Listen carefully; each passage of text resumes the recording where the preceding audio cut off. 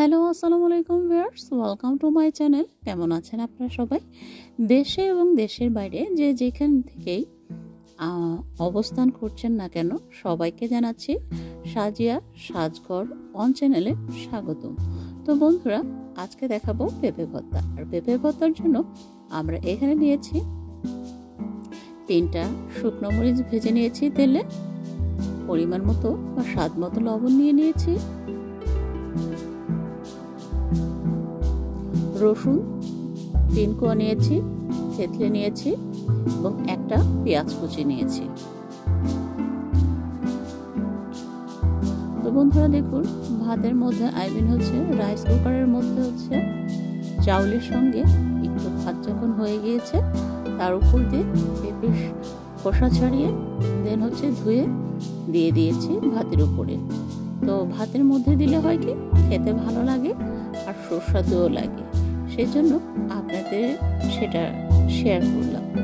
তো এখন আম্মু হাত দিয়ে মরিচগুলো মাখিয়ে নিচ্ছেন ভালো করে। আর এখানে আপনার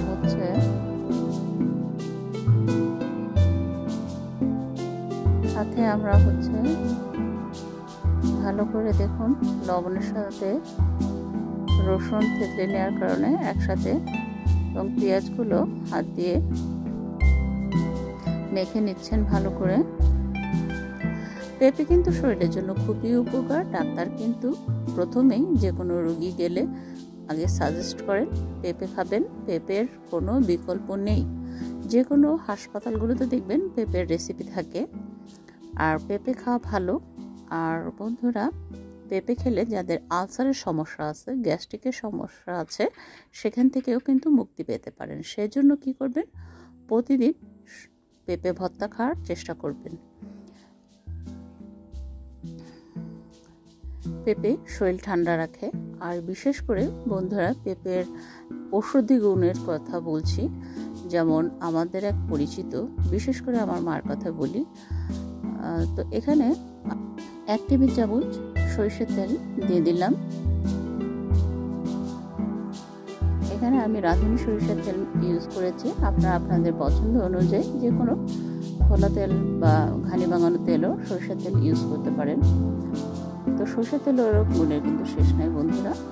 তো তখন ডাক্তার সাজেস্ট করেছিলেন যে খালি পেটে আপনার খোসা ছাড়িয়ে কষ সহ মুখ না ধুয়ে পেঁপে খাবেন।